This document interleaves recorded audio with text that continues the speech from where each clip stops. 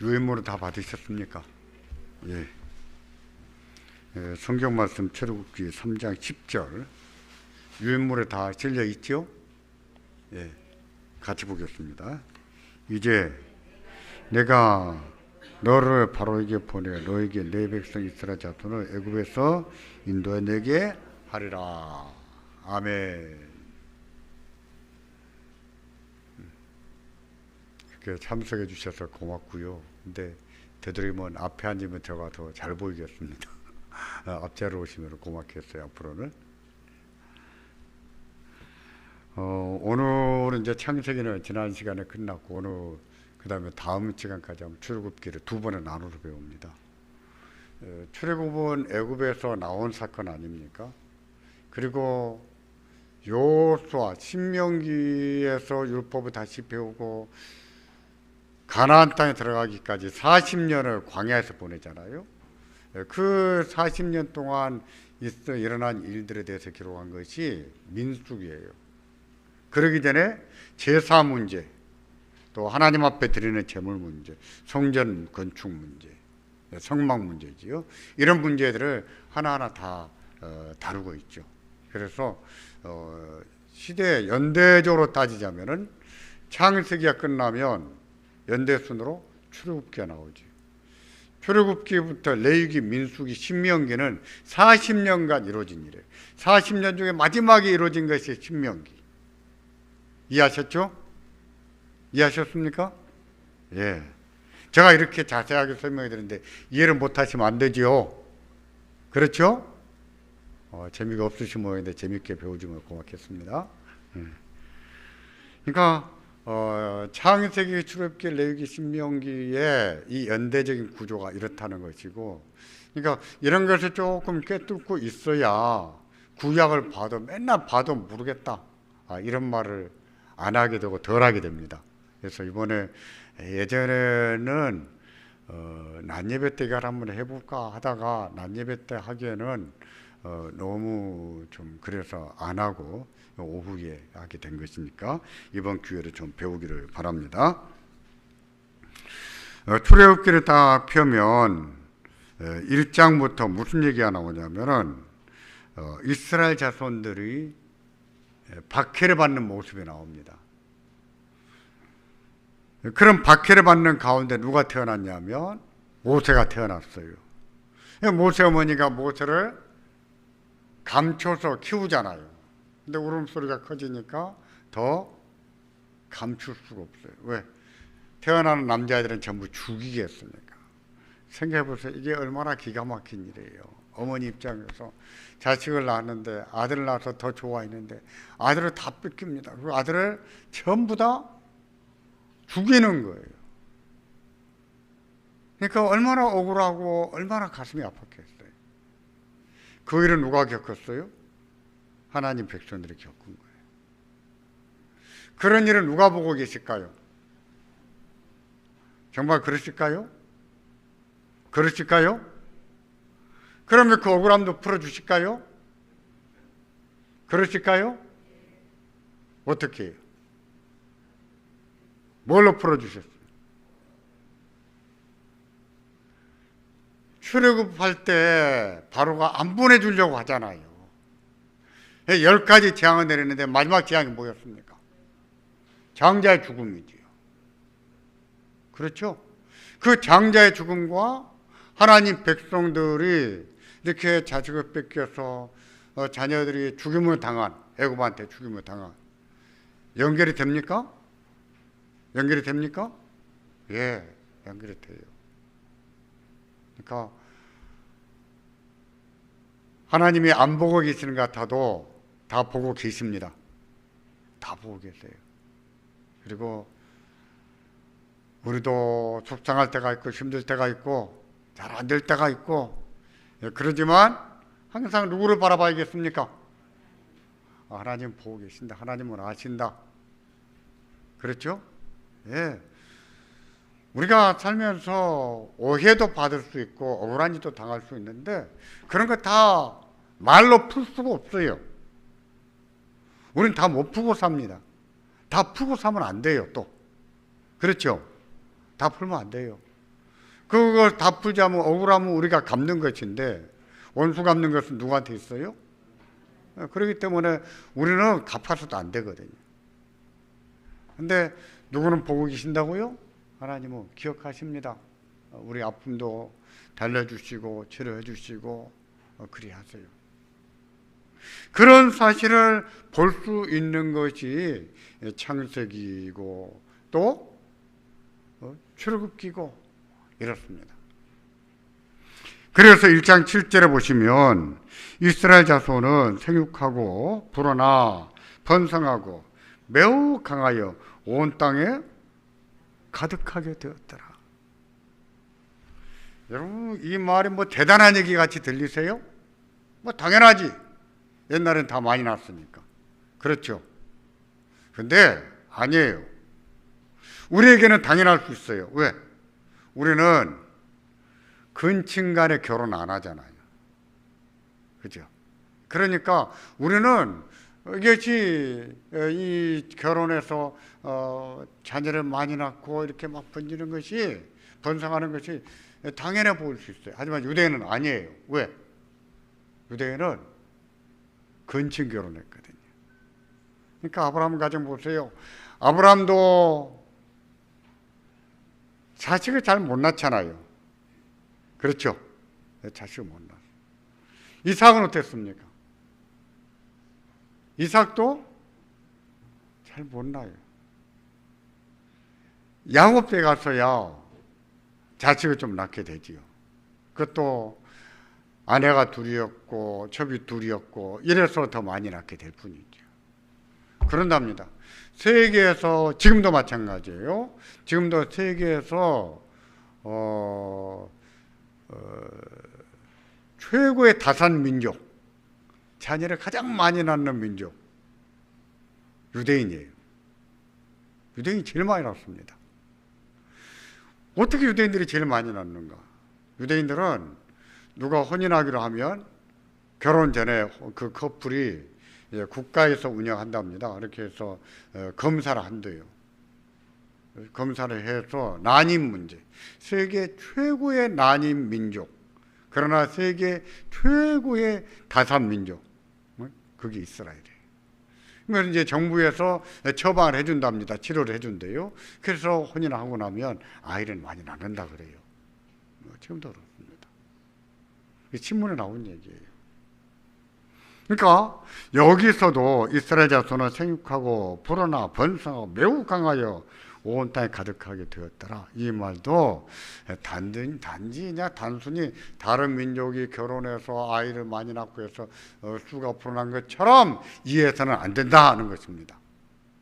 여기에는 하나님의 특별한 은혜가 있다 하는 것을 벌써 우리는 전제하고 이해를 해야 돼요. 아시겠습니까? 세계에서 최고의 난임 민족, 그러나 세계 최고의 다산 민족, 그럴 수 있는 것이 그때는 의술이 없었지만 그럴 수 있었던 것은 하나님 은혜였다라고밖에 답할 수가 없어요. 근데 그렇게 해서 번성이 가는데 1장 8절에 요셉을 알지 못하는 새 왕이 일어나 애굽을 다스렸습니다. 어떻게 요셉을 모르는 왕이 있을 수 있었을까요? 우리나라도 그렇습니다. 조선시대에 왕이 되기 위해서 공부를 합니다. 왕이 되기 위한 공부, 그걸 폐왕학이라 한답니다. 저도 어디 보니까 한번 읽어봐서 알아요. 폐왕학. 근데 왕이 되기 위해서 배우는 학문 중에 하나가 뭡니까? 역사를 배우는 거예요. 역사를. 애굽 같은 경우는 당연하죠. 역사도 배우겠고, 애굽은 또 뭘 배웠냐면 잠언을 배웠습니다. 우리 성경에 나오는 잠언이 아니에요. 애굽의 잠언이 있어요. 애굽의 잠언은 장차 국가의 리더가 될 사람들을 키운 학문이었다고 해요. 그런 역사를 배워왔는데 어떻게 요셉을 알지 못하는 왕이 있을 수 있었을까요? 이 말은요, 왕조가 바뀌었다는 뜻입니다. 요셉을 국무총리로 세웠던 그 왕조가 전복을 당한 거예요. 그리고 우리의 고려가 망하고 이씨 왕조가, 이씨 조선이 세워진 것처럼 왕조가 바뀌어버린 거죠. 그러니까 이시 왕조가 세워지고 난 다음 이 성경은 처음에 그런 전략을 세우지 않았다고 그래요. 왕씨들을 다 잡아 죽이질 않았는데 자꾸 시대가 가면서 신하들이 왕씨를 잡아 죽여야 됩니다.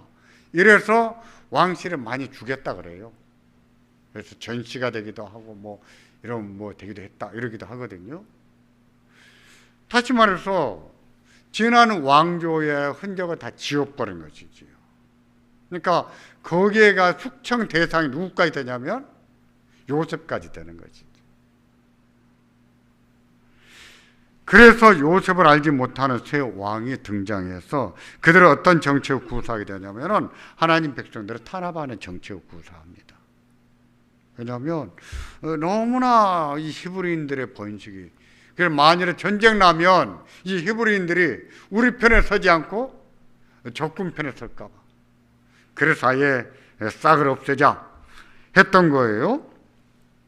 그런 걸 나타내는 것이 12절이에요. 같이 보겠습니다. 그러나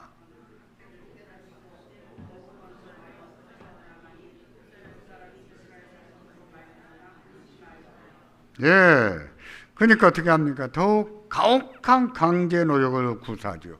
나중에는 안 되니까 이스라엘 산파르 동원에서 인구 억제 정책도 구사하죠. 그죠? 아기를 낳으면은 다 남자애들을 죽이게 만들잖아요. 이제 그것도 안 먹히니까 나중에 어떻게 했어요? 그냥 강제적으로 남자아이들은 전부 다 죽였단 말이에요.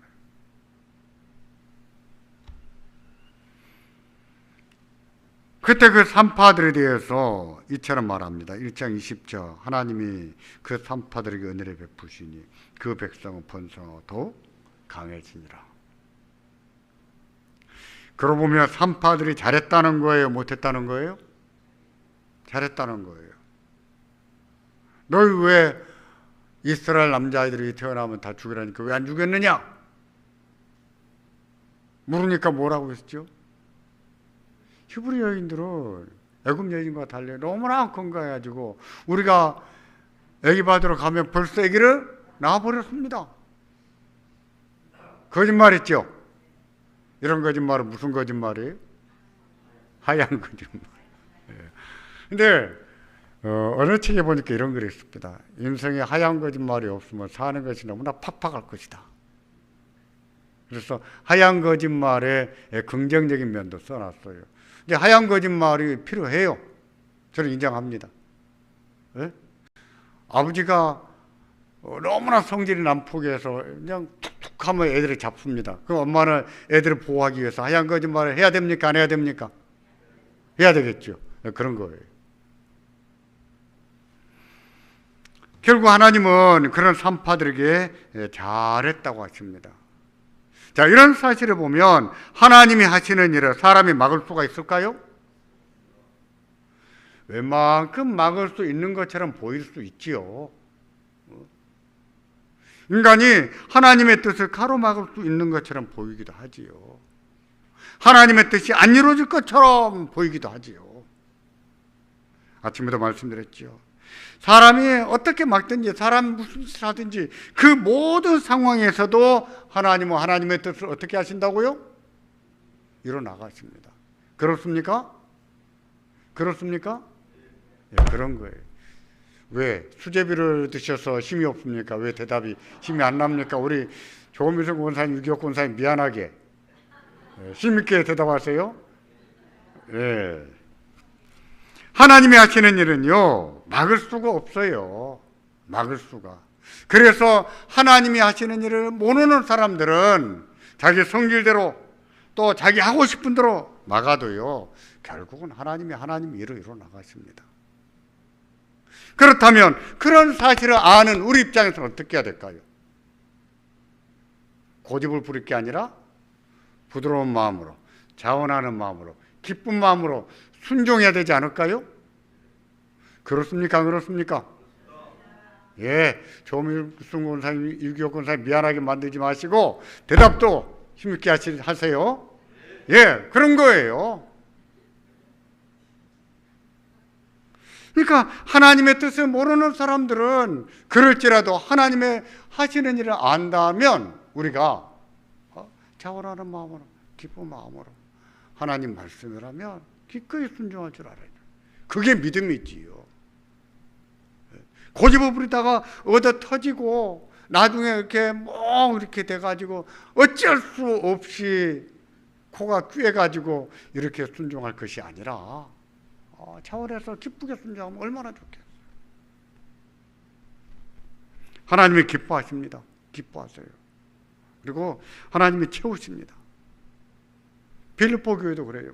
4장 가서 보면 바울이 그렇게 말합니다. 하나님이 너희의 모든 필요한 것을 채우시리라 그랬습니다. 믿습니까? 하나님이 채우세요. 그런 것을 보면 하나님 나라의 주권이 하나님께 있다는 것을 우리가 믿어야 됩니다. 그리고 인정해 드려야 돼요.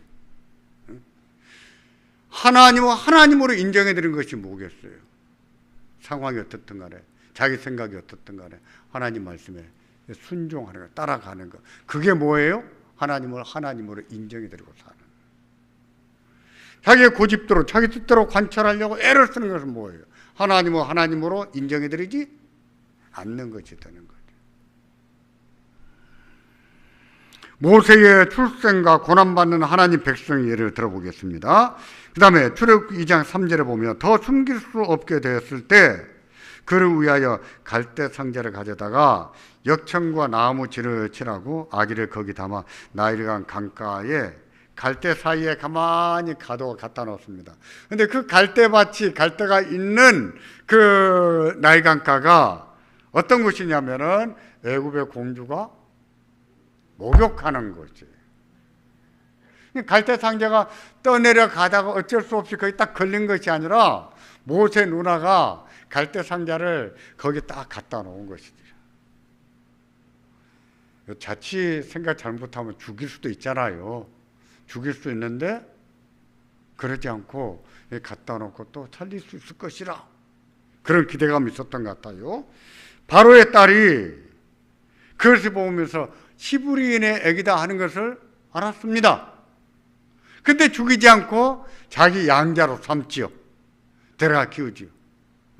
그런 순간을 보고 있던 누가? 모세의 엄마 이전에 모세의 누나가 먼저 얘기합니다. 제가 유모를 구해드릴까요? 이렇게 해서 유모를 구해왔는데 그 유모가 누구였습니까? 모세의 생모였어요. 엄마예요. 기가 막히죠. 통하려면은요, 이런 게 통해요. 그죠? 이게 쉬운 일이 아니에요. 그냥 될 일이 아니에요. 그거 어찌 됐을까? 하나님이 하시지 아니하시면 할 수 없는 일이에요. 그렇게 해서 모세는 누구 집에서 컸냐면은 자기 집에서 큰 거예요. 자기 집에서. 엄마 젖을 먹으면서 컸습니다.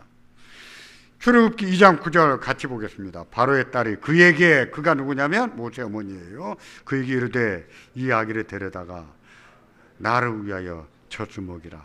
내가 그 삭을 주리니 여인이 아기를 데려다가 젖을 먹이리니. 여러분, 이게 참 놀라운 일이 아니에요? 그렇죠? 기가 막힌 일이에요. 어떻게 이런 일이 있을 수 있을까? 그런데 세상에는 그런 일이 있어요. 그런 일을 이루신 분이 누굴까요? 하나님. 모세가 장성한 후에 자기 형제들 이스라엘을 돌아볼 마음이 생겼다 그랬어요. 어디에 보면? 사도행전에 보면 같이 한번 읽어보겠습니다. 여러분 거기 있습니까? 여러분 있어요? 모세가 장성한 후 자기 형제 이스라엘을 돌아볼 생각이 났던 것은 애굽의 아들이 아니라 하나님 백성 일원이라는 정체성이 있었기 때문이죠. 그렇죠? 자기는 이제 왕궁에 불려갔어요. 커서. 그래서 애굽의 공주의 아들로 이렇게 해서 애굽에서 중요한 일을 맡아서 일하게 됐습니다. 근데 그 마음에는 항상 자기는 누구라는 거예요? 나는 히브리인이다. 나는 애굽 사람이 아니고 나는 히브리인이야. 정체성이 있었다. 나는 하나님 백성이야. 그런 마음이 있었다는 거예요. 그런 정체성이 어디서 왔을까요? 그의 어머니 품에서 히브리인으로 자랐기 때문이었을 것으로 봐야 됩니다. 그럴까요? 안 그럴까요? 제가 이렇게 써놓은 것은 성경에 명백하게 설명하고 있지 않기 때문에 우리가 추정할 수 있는 일이라 이렇게 써놓은 겁니다. 하지만 하나님의 방식을 따르지 않고 인위적인 방식으로 접근한 게 화근이 됐지요. 애굽 사람을 쳐 죽였습니다. 야, 싸우지 마라. 야, 노예라고 해서 그렇게 다루면 되나? 좀 점잖게 타 이러고 할 것이지. 히브리인을 구한다고 얼마나 때렸길래 애굽 사람이 맞아 죽었겠어요. 근데 한 대 퍽 때렸더니 한 대 퍽 맞고 죽었을까요? 어떻게 쳤는지 모르겠는데 여하튼 간에 모세한테 얻어맞고 그 애굽 사람이 죽었어요. 그 사람 묻어버렸는데 아무도 모를 줄로 알았어요. 근데 그 말을 누가 퍼뜨리기 시작했습니까? 히브리인들이 퍼뜨려요. 근데 그 말이 금방 퍼져버렸습니다. 그 말이 바로의 귀에 들어갔어요. 그래서 모세는 그 길로 망명길에 오릅니다. 그때가 모세 나이가 몇 살이었어요? 40살이었어요. 그래서 망명 가서 미디안 광야에서 40년을 보내지요. 그때가 80세까지.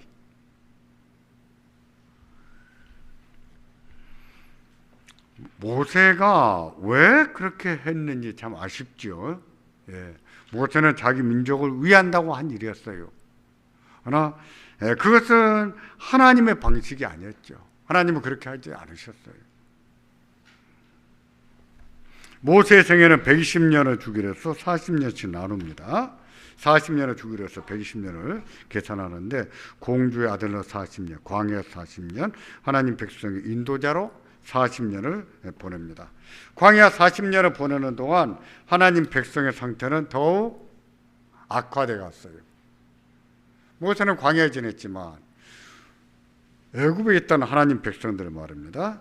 출애굽기 2장 23절부터 25절 같이 보겠습니다. 여러 해 후에 애굽 왕은 죽었고 이스라엘은 고된 노동으로 말미암아 탄식하며 부르짖으니 그 고된 노동으로 말미암아 부르짖는 소리가 하나님께 상달된지라.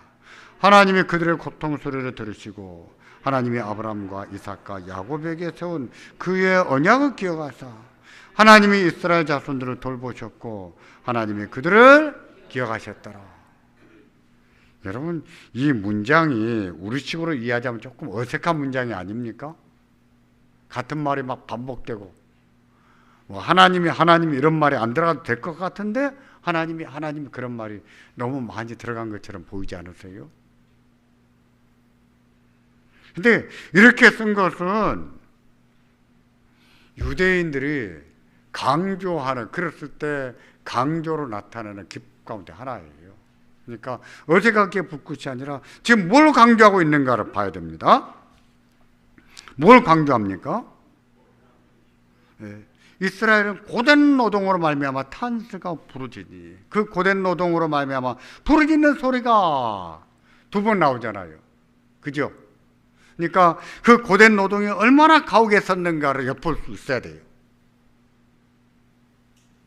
또 그 소리가 하나님께 상달된지라. 하나님이 그들의 고통의 소리를 들으시고 하나님이 아브라함과 이삭과 야곱에게 세운 그의 언약을 기억하사 하나님이 이스라엘 자손을 돌보셨고 하나님이 그들을 기억하셨더라 하는 것도 강조의 의미로 우리가 이해를 해야 됩니다. 하나님께서 박해받는 자기 백성을 기억하시고 돌보신 이유는 무엇일까요? 뭐라고 했습니까? 언약 때문이었어요. 아브라함과 이삭과 야곱에게 세운 그의 언약을 뭐 하셨다고요? 기억하셨다 그랬습니다. 기억하셨다. 언약 때문이었어요. 모세가 기록한 대로 아브라함과 이삭과 야곱에게 주신 언약 때문이었죠.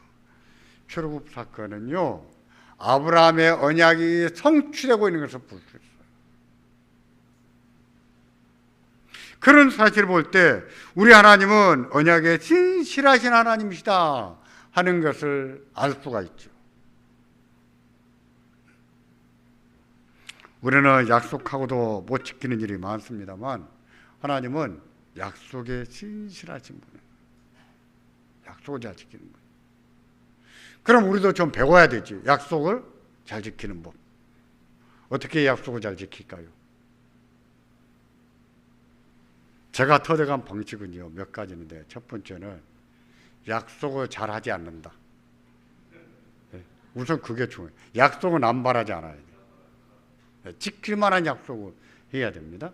두 번째는 약속을 했으면, 시간 약속의 경우는 시간 맞춰서 갈 생각하면 안 됩니다. 항상 미리 가야 돼요. 30분 전에.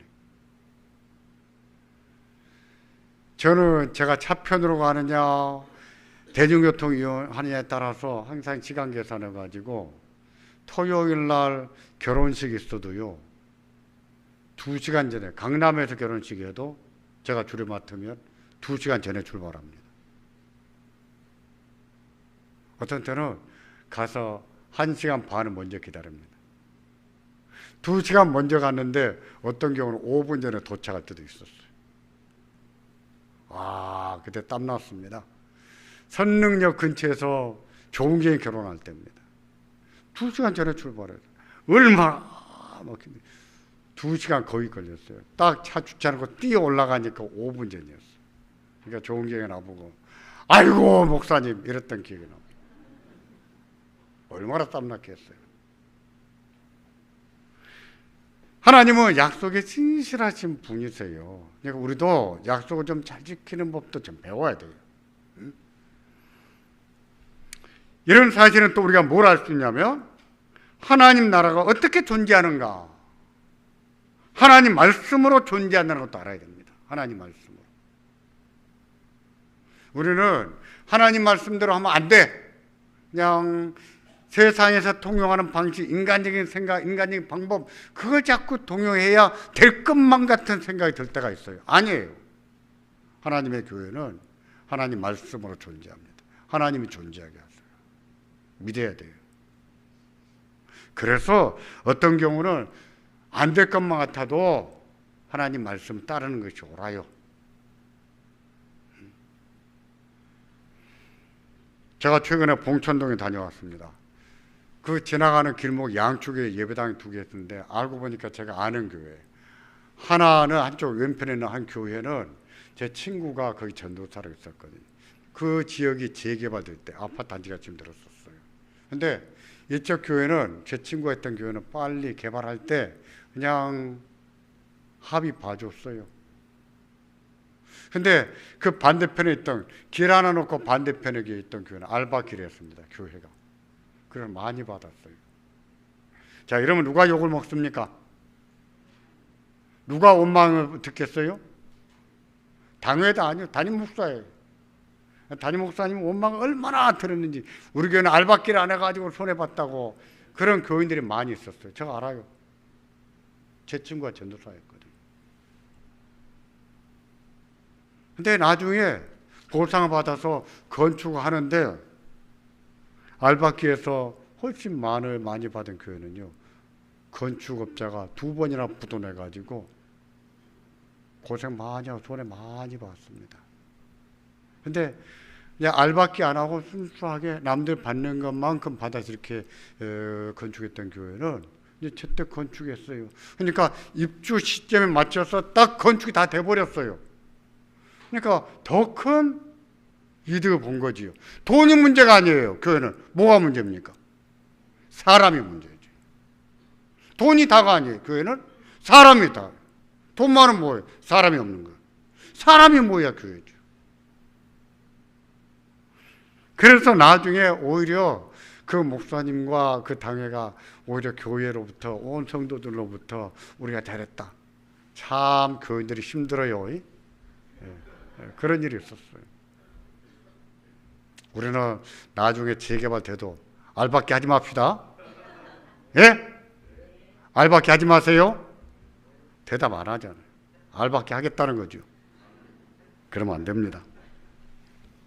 교회를 존재하게 하는 분은 하나님이세요. 교회는 뭐로 존재하는가? 하나님 말씀으로 존재합니다. 모세의 소명과 애굽행 이런 얘기들이 이제 출애굽기의 중요한 내용, 1장부터 18장까지 중요한 내용이에요. 그 다음에 모세의 소명이 나옵니다. 출애굽기 3장 10절부터 이제 내가 너를 바로에게 보내어 너에게 내 백성 이스라엘 자손을 애굽에서 인도하여 내게 하리라 그랬습니다. 그러면서 3장 15절에 보면 스스로 있는 자가 나를 너에게 보내셨다 하라. 15장 A 너희 조상의 하나님 여호와 곧 아브라함의 하나님 이삭의 하나님 야곱의 하나님께서 나를 너에게 보내셨다 하라. 바꿔놨어요. 왜 제가 이 말을 써놨냐면 하나님이 모세에게 가라 했을 때 모세가 간다고 했습니까? 나는 못 갑니다. 나는 안 갑니다.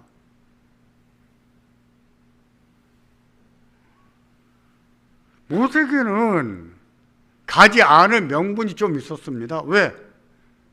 저기는 애굽에 갔다가 맞아 죽습니다. 그래서 망명객이었거든요. 그러다가 자기가 왜 망명길에 오르게 됐습니까? 사람을 죽인 것 때문에. 그 소문을 퍼뜨린 자가 누구였어요? 히브리인들이. 그럼 그 사람들이 히브리인들이 나를 하나님이 보내셨다고 받아들이겠습니까? 안 받아들인다. 그래서 하나님이 언약을 되새기는 것이지요. 스스로 있는 자가 나를 너에게 보내겠다 하라. 누굽니까? 스스로 있는 자. 이런 경우는 하나님 이렇게 말하기보다는 여호와 이렇게 말해야 돼. 여호와. 너희 조상의 하나님 여호와 곧 아브라함의 하나님 이삭의 하나님 야곱의 하나님께서 나를 너희에게 보내셨다 하라 그랬습니다.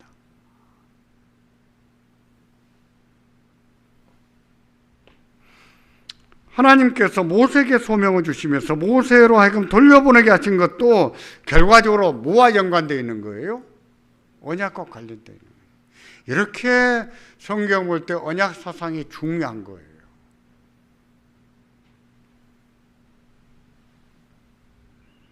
그러면서 21절에 그래도 못 가겠다고 할 때 21절 같이 보겠습니다. 내가 애굽 사람으로 이 백성이 은혜를 입히게 할지라 너희가 나갈 때 빈손으로 가지 아니하리니 이렇게 말합니다. 정리하면 여호와께서 아브라함에게 소명을 주시면서 이렇게 말씀하신 이유는 무엇 때문이었다고요? 언약 때문이었습니다. 아브라함에게 주신 언약을 성취하시겠다고 하는 뜻으로 하신 말씀이에요. 그러니까 우리가 성경 볼 때 이런 언약을 놓쳐버리면 가장 중요한 메시지를 놓치는 거예요. 저 오늘 아침에도 그랬었죠. 누군가에게 은혜를 입고 이런 부탁을 받았으면 그런 부탁을 잊지 말자 그랬죠. 은혜를 베푸자 그랬죠. 우리에게 은혜를 베푸지 않았더라도 노숙인을 보면 굶주린 자를 보면 누구의 마음으로? 예수님의 마음으로 돕자 그랬죠. 예, 그렇게 하는 것이 믿음이에요. 그 도움받을 자격이 있나? 지가 그렇게 굴러먹어서 저렇게 사는 것이지 도와줘봤자 필요 없어? 그 예수의 마음이 아니에요. 돕자 그랬어요. 그 다음 문제를 누가 알아서 하십니까? 하나님이 알아서 하시는 거예요. 우리는 돕자로서 부르심을 받았거든요. 또 우리가 누군가에게 부탁해야 될 입장이 되면 어떻게 하자 그랬습니까? 부탁하더라도 너무 많은 기대를 하지 말자. 부탁하더라도 누구를 더 힘써 의지하자고요? 하나님을 더 힘써 의지해야 됩니다. 근데 이런 것을 배우는 것은 성경에서 주는 부수적인 교훈에 불과합니다. 부수적인 교훈. 그래서 거기에 멈춰서는 안 되고 성경에서 말하자거나 중요한 줄거리, 언약이지, 언약. 하나님께서 언약에 근거해서 하나님의 뜻을 이루어 나가는 것, 그것을 봐야 되는 거예요. 그걸 보는 안목이 생겨야 성경 보는 눈이 열린다. 이렇게도 말할 수 있겠죠. 저는 그런 것을 좀 봤으면 좋겠어요. 그것 말하면 어렵다 이래 버리죠. 내가 오래므로 너희가 마땅히 선생이 대고도 남을 법하다 그러지 않았습니까? 그러니까 우리가 단단한 식물이에요. 그거 먹을 줄 아는 거지.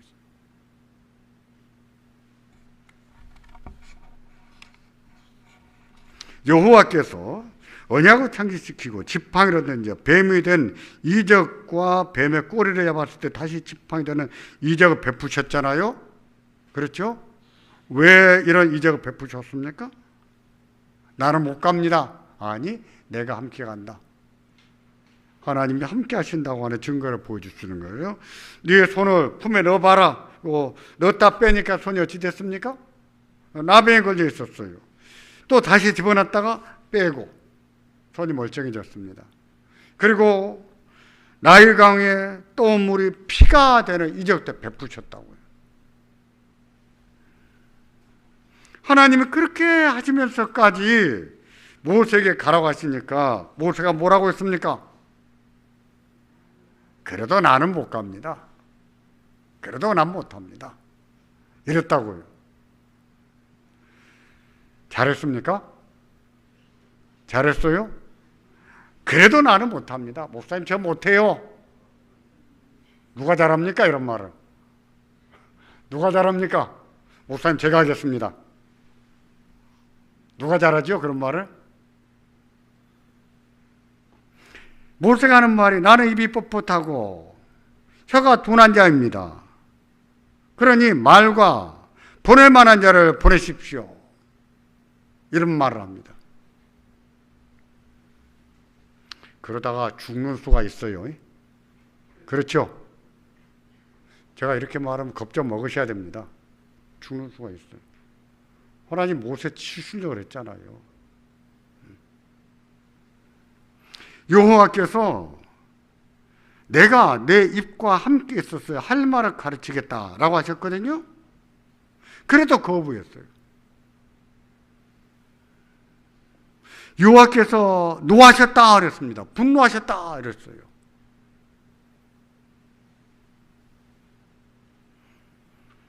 그 형 아론으로 그를 대변하게 하셨거든요. 그에게 모세는 어떻게 보이냐면은 아론의 눈에 모세는 어떤 존재를 보이게 하냐면은 하나님과 같은 자가 되게 하리라 그랬어요. 그러니까 아론이 볼 때 자기 동생이지만 모세가 어떻게 보여요? 하나님처럼 보이게 해요.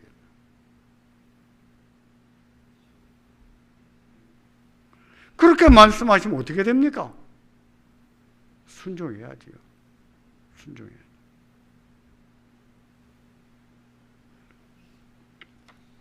모세가 애굽에 갔을 때 아론이 여호와께서 모세에게 주신 말씀을 전했고 이적을 베푸니 백성이 믿게 됐습니다. 모세가 걱정했던 일들이 일어나지 않았다고요. 그렇잖아요. 그렇다면 어떻게 해야 되겠습니까? 하나님이 이렇게 점잖게 말씀하실 때 우리도 그런 말 하죠.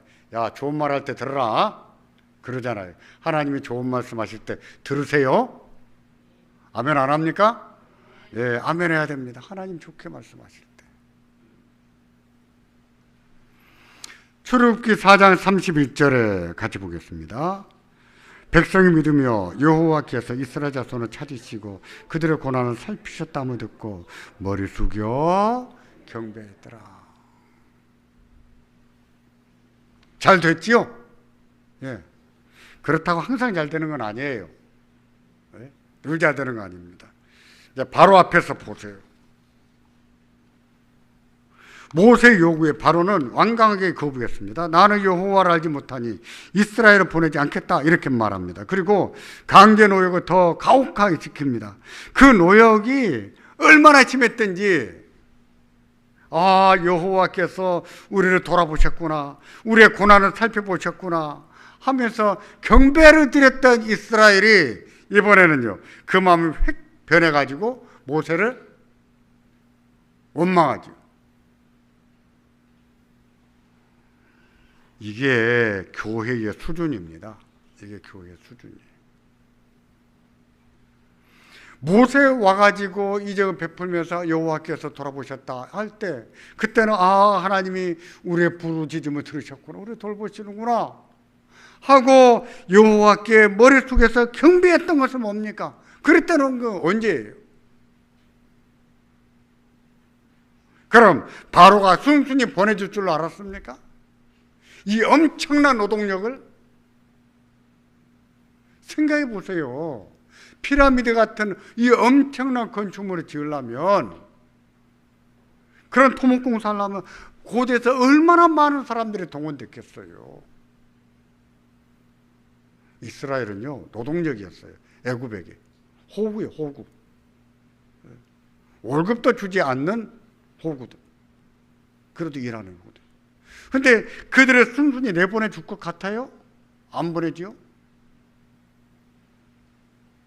그러면서 오히려 더 가혹하게 노동을 시킵니다. 아, 그렇다고 해서 모세를 원망합니까? 이게 교회 수준이에요, 교회 수준.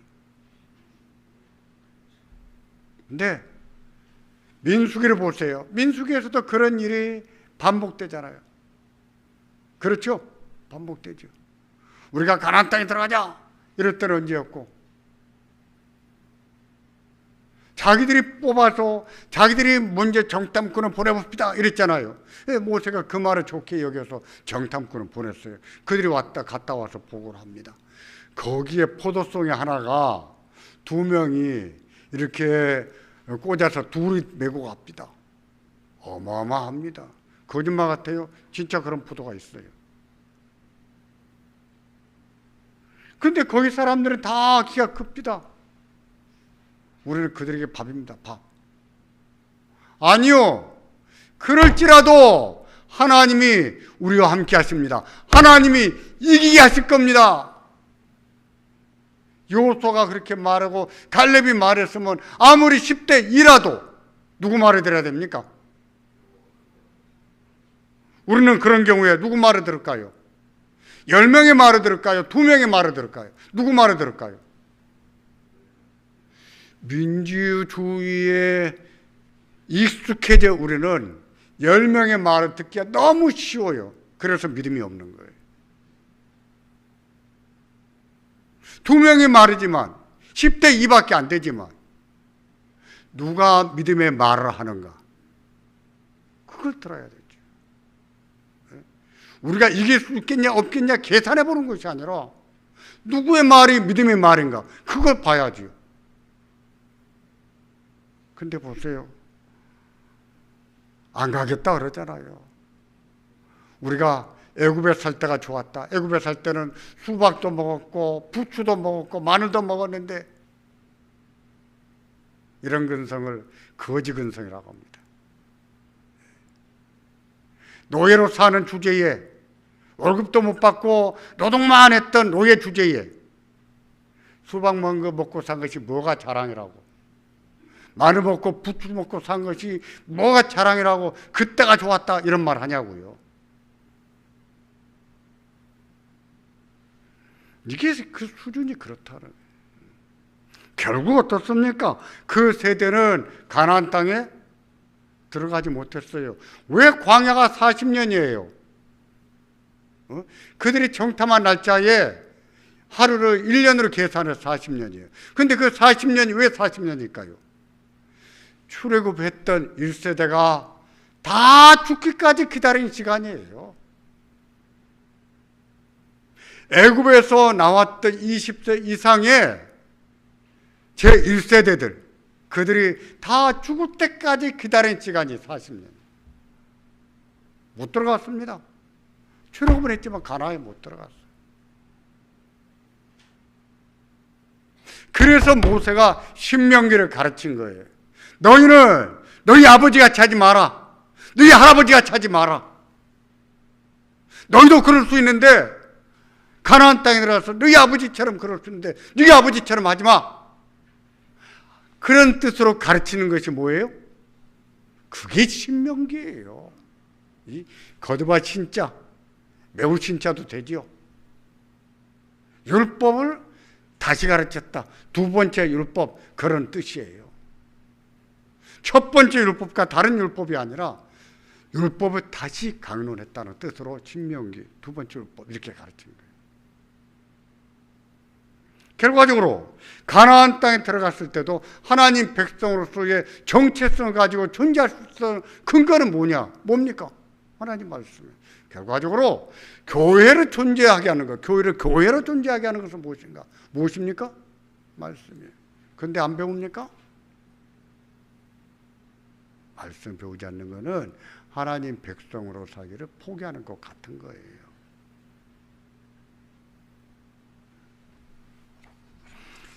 또 보실까요? 6장 4절부터 5절까지입니다. 다 같이 보십니다. 가나안 땅.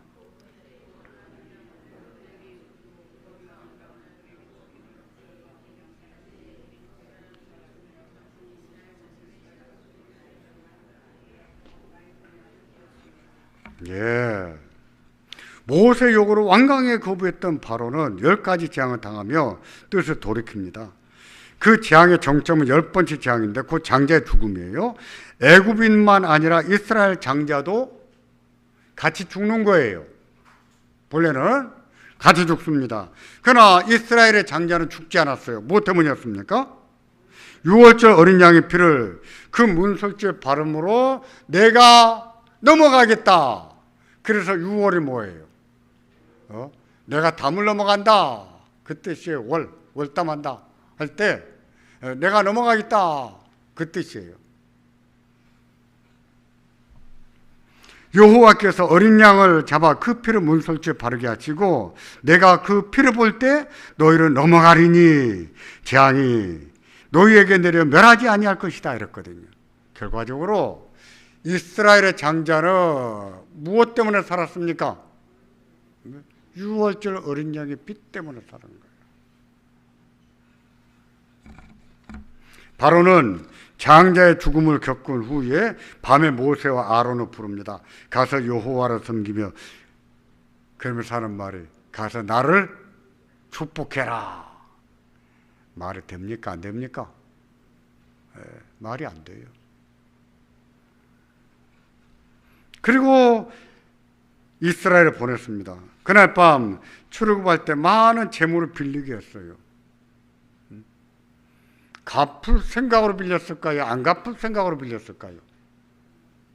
여기서는 안 갚을 생각으로 빌렸죠. 갚을 수가 없어요. 출애굽하면 다시 돌아올 것이 아닌데.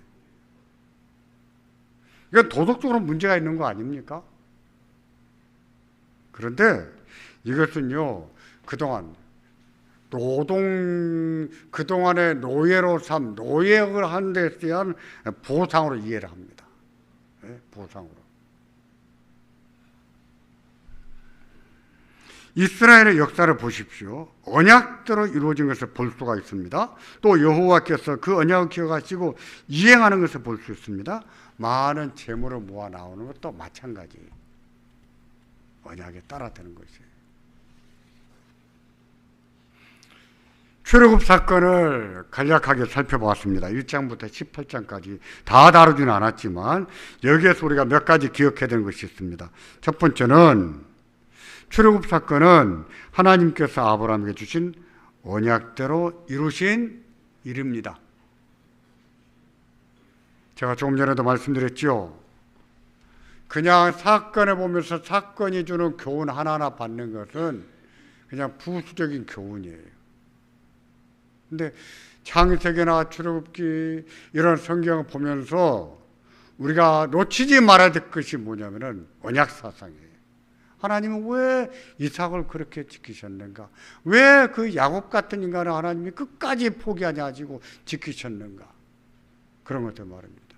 왜 요셉에게는 그렇게까지 함께 하셨을까? 다른 게 아니에요. 뭐 때문이었습니까? 아브라함에게 주신 언약 때문에. 그걸 볼 수 있어야 돼요. 그런 것을 볼 때 교회에서 중요한 것은 뭐라는 거예요? 무엇입니까? 언약. 그 언약이 뭐예요? 구약과 신약이에요. 성경의 말씀이에요. 우리가 요리문답에서도 배우잖아요. 우리의 신앙과 삶의 유일한 법칙은 무엇입니까? 무엇이에요? 유일한 법칙 뭐예요? 성경입니다. 여호와는 이스라엘 조상의 하나님이셨고 그가 하신 약속의 말씀을 이루신 하나님이십니다. 그 언약은 인간의 의무 이행보다는 하나님의 조건으로 이행되는 언약입니다. 이게 중요한 거예요. 그렇죠? 예. 엄마하고 2살 먹은 아들하고 약속을 하면 아기가 지킬까요? 못 지킬까요? 못 지켜요. 못 지킬 줄 알면서 약속을 합니까? 안 합니까? 하지요. 그 약속을 지켜주는 이유는 뭐예요? 엄마의 너그러움과 엄마의 사랑으로 지켜지는 거예요. 하나님과의 언약이 그렇습니다. 하나님께서는 그 언약에 근거해서 하나님이 다스리시는 나라를 세우세요. 그게 바로 교회입니다. 장자의 죽음, 애굽의 장자가 죽을 때 이스라엘의 장자도 예외가 아니었습니다. 그러나 6월절 어린 양의 피를 문설주에 바르게 하심으로 죽음을 면하게 하셨습니다. 그 일로 이스라엘의 장자에 대한 소유권은 누구한테 들어갑니까? 하나님 것이다.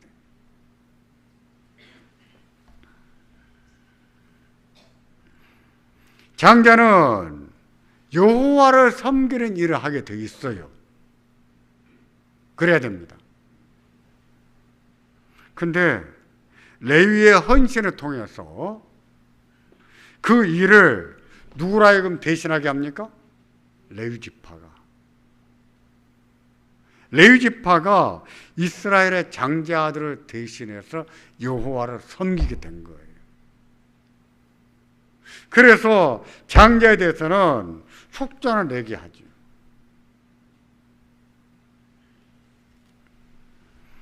애굽의 장자가 죽은 사건은 바로가 인구 억제 정책을 구사하면서 이스라엘의 많은 아기를 죽인 일에 대한 심판으로 이해를 해야 됩니다.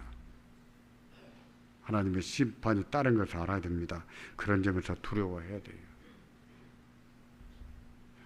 우리가 복음 아래 살다 보니까 하나님을 조금 무서워하지 않는 경향이 있어요.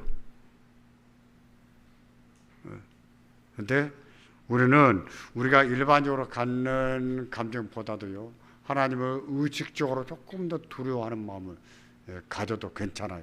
그래야 됩니다. 6월절 어린 양의 피는 무엇을 상징합니까? 예수 그리스도의 피지요. 대속의 피를 상징합니다.